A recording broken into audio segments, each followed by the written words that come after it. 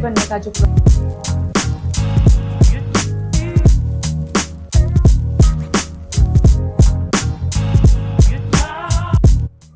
Hi guys, this is Patrali Chattopadhyay and welcome to my channel. आज मैं shoot नहीं कर रही हूँ, घर पर ही हूँ और घर के ही कुछ काम कर रही हूँ। कैसे हो आप सब? आई एम श्योर आप सब कुशल मंगल होंगे एंड आप लोगों की दिवाली बहुत ही धमाकेदार रही होगी। मैंने भी दिवाली सेलिब्रेट किया है मुंबई में। खैर, आज का वीडियो टाइटल पढ़ के आप लोगों को तो समझ में आ गया होगा ना कि आज का वीडियो किस बारे में है। Yes, you are right. कुछ दिन पहले मैंने एक कम्युनिटी पोस्ट डाला था अबाउट बिपाशा's ऑडिशन। सो आज का vlog is all about the journey of becoming Bipasha. बताती हूँ, शेयर भी करती हूँ, पर उससे पहले कॉफी हो जाए। आप सब लोग ना जल्दी से चाय कॉफी लेकर आ जाओ, फिर शुरू करते हैं।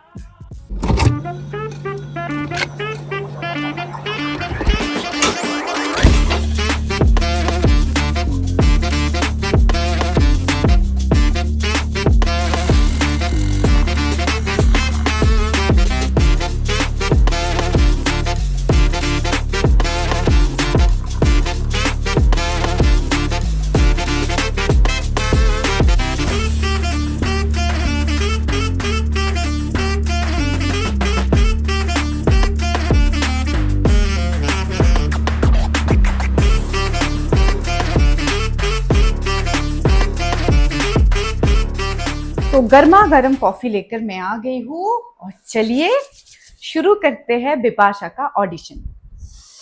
ये एक सेकंड। ऑडिशन शुरू करने से पहले मैं आप सबको एक कहानी बताना चाहती हूँ। इस कैरेक्टर का नाम बिपाशा था ही नहीं। इस कैरेक्टर का नाम था Bhumi. Yes, the character name was not Bipasha but Bhumi. दोस्तों, अक्सर ऐसा होता है कि कास्टिंग डायरेक्टर पहले एक एक्टर को जो ब्रीफ देता है, कहानी शुरू होते होते टीवी शो शुरू होते होते कहानी में बहुत सारे चेंजेस हो जाता है। कैरेक्टर नेम से लेकर कैरेक्टर ब्रीफ में बहुत सारे चेंजेस हो जाते हैं। सो यस, पहले मेरे पास जो स्क्रिप्ट आया था उसका स्क्रीनशॉट मैं आप सबके साथ शेयर करूंगी। इन केस आप लोग प्रैक्टिस करना चाहो वो भी कर सकते हो। इन केस आप बिपाशा / भूमि को बेहतर तरीके से जानना चाहो वो भी हो सकता है। ज्यादा तो नहीं, बट एक दो लाइन में पढ़ के आप लोगों को सुनाना चाहती हूँ कि किस तरह का स्क्रिप्ट आई थी मेरे पास। सो यस, मैं आप सबको पढ़ के सुनाती हूँ कि मेरे पास कैरेक्टर ब्रीफ क्या आया था। So it says, daughter of a rich father, negative shades, snob, snooty, neglects everybody, selfish because of her father's money. अभी तक बिपाशा का पिता कौन है ये तो बिपाशा को भी नहीं पता, बट जब मेरे पास स्क्रिप्ट आई थी, ब्रीफ आया था, तब वहां पे लिखा हुआ था she is a daughter of a very rich father. उसके बाद शुरू होती है स्क्रिप्ट जहां पे लिखा हुआ है भूमि सेज स्टेटस। आप सब देख रहे हैं कैसे मुझे उस लड़की के साथ कंपेयर कर दिया। बाकी मैं आप सबको दिखाती हूँ। स्टेटस? एक्सक्यूज मी, कहीं आप मुझे उस 2 टके की लड़की के साथ कंपेयर तो नहीं कर रही है ना? एक second. Sorry for the interruption guys, पर मुझे ना एक फनी सिचुएशन याद आ गया है। जब मैं ये ऑडिशन रिकॉर्ड कर रही थी तब मैं कोलकाता में थी, अपनी मम्मी के साथ मिलने गई थी और अर्जेंट बेसिस पर मेरे पास ये ऑडिशन आया। और जितने भी लोग आप कोलकाता में रहते हो आपको तो पता ही है ना, बहुत कम समय के लिए वहां पे डे लाइट रहती है। 4:30 के बाद डे लाइट मिलना बहुत ही ज्यादा इम्पॉसिबल हो जाता है। मुंबई में फिर भी 7:30 तक तो डे लाइट रहती है। तो मेरे पास जैसे ही कॉल आया ऑडिशन के लिए, मेरे पास ये स्क्रिप्ट आई और ये मैसेज आया, जल्दी जल्दी मैंने जुगाड़ करना स्टार्ट कर दिया। बिकॉज ना तो मेरे पास मैं लाइट नहीं कैरी कर रही थी, ना तो ट्राइपॉड कैरी कर रही थी, और मुझे ही पता है किस तरह से बुक के ऊपर एक बुक रखकर मैंने उसको ट्राइपॉड बनाया। और जैसे ही ऑडिशन रिकॉर्ड करना मैंने शुरू किया, इधर उधर की कंस्ट्रक्शन की आवाजें, सब्जी मंडी की आवाजें, टमाटर आलू बिकने की आवाजें, मुझे पता है कितनी बार स्टार्ट करते ही मुझे वो रिकॉर्डिंग स्टॉप करना पड़ा, लेकिन जैसे तैसे मैंने रिकॉर्ड कर लिया एंड या लेट्स कंटिन्यू। बट मुझे कोई और ऐसे फनी सिचुएशन और इंटरेस्टिंग सिचुएशन याद आया ना तो फिर से शेयर करूंगी, because this is also a part of becoming Bipasha. मुझे उस 2 टके की लड़की के साथ कंपेयर तो नहीं कर रही है ना? करना भी मत। मैं बिजनेसमैन मुकुल मित्रा की बेटी हूँ और वो एक सड़क छाप लड़की है जिसके बाप का कोई अता पता नहीं है। इस टाइप की लड़की है वो। इस टाइप की लड़कियों के साथ हम बात तक नहीं करते, बस इंस्ट्रक्शन देते, ऑर्डर देते, that's it.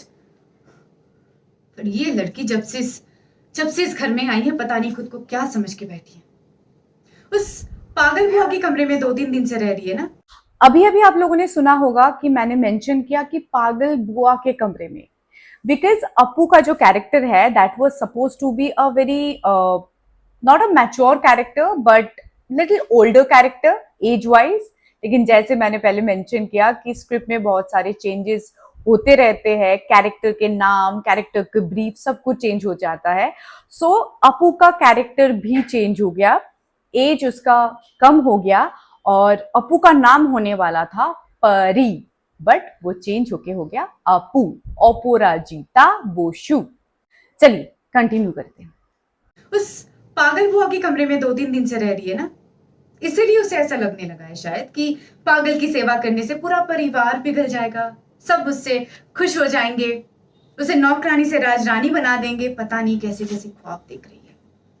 Rajrani my foot, वो नौकरानी है, नौकरानी बनकर रहेगी। और रिलैक्स मम्मी, रिलैक्स। देखिए, मैं उस लड़की के बारे में ना डिस्कशन तक नहीं करना चाहती। मुझे अपनी लाइफ में ये एक्स्ट्रा टेंशन नहीं चाहिए। मैं तो जा रही हूँ मम्मी के साथ शॉपिंग करने।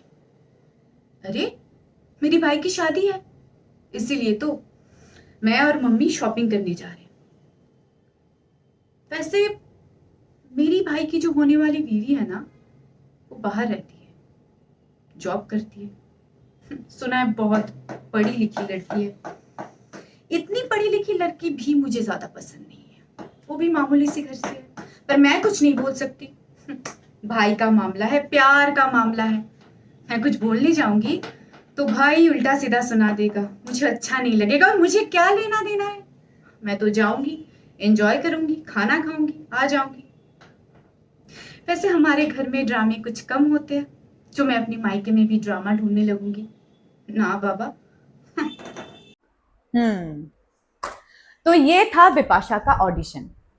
दोस्तों मैं ना ऑडिशन के बारे में कुछ टिप्स आप सबके साथ शेयर करना चाहती हूँ। फर्स्ट टिप, जब ऑडिशन आप लोग रिकॉर्ड कर रहे हो तो बैकग्राउंड हमेशा प्लेन होना चाहिए।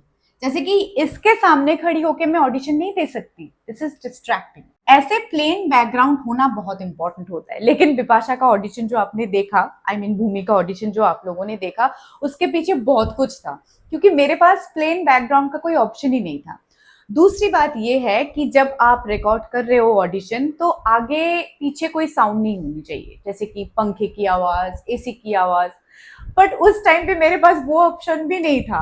मैं किसको इसको जाकर बताओ कि कंस्ट्रक्शन का काम बंद करो या सब्जी मंडी में जो आप लोग आलू बेच रहे हो उसकी साउंड कम करो, तो वो तो पॉसिबल नहीं था। सो आप लोग समझ रहे हो कि एक्टर को ना बहुत कुछ दिमाग में लेकर ऑडिशन देना पड़ता है। एक तो ये होता है, इट्स वेरी इंपॉर्टेंट कि आप स्क्रिप्ट को एकदम बाई हार्ट कर लो, एकदम याद कर लो अच्छे से। फिर आप कैरेक्टर को अच्छे से समझो कि आप इस स्क्रिप्ट के साथ कितना खेल सकते हो, कितना इम्प्रोवाइज कर सकते हो। उसके बाद बैकग्राउंड का ध्यान रखो, कॉस्ट्यूम का ध्यान रखो, साउंड का ध्यान रखो, लुक का ध्यान रखो और लाइटिंग का भी ध्यान रखो। और एक चीज ये भी है, जब आप सब ऑडिशन रिकॉर्ड कर रहे हो तो प्लीज कैमरा हॉरिजॉन्टल रखो, नॉट वर्टिकल। तो ये था आज का ज्ञान आप सबके लिए, बिल्कुल मुफ्त मुफ्त मुफ्त। So guys, this is part of actors life. Audition diaries है ये, जो हर रोज ऑल्टरनेट डे हमें देना पड़ता है। And this is all about actors blog. मुझे पता है आप में से बहुत लोग हैं जो एक्टर नहीं बनना चाहते, पर इन केस कुछ लोग हैं जो बनना चाहते हैं, दिस माइट बी हेल्पफुल। और ऑडिशन के तो बहुत डिटेल में भी ये प्रोसेस है, और फिर बुक्स भी आपको मिल जाएगा, चैप्टर्स भी है, वो किसी और दिन के लिए। और जितने भी लोग हैं जो इंटरेस्टेड है, प्लीज मुझे बताइए, I will try to make a different audition process blog. But आज के लिए इतना ही। Thank you for watching my blog and I will see you in my next blog. Thank you so much. Please do like, share and subscribe. Comments में बताइए बिपाशा का audition आपको कैसा लगा, आई मीन भूमि का ऑडिशन आप सबको कैसा लगा। Thank you, bye bye.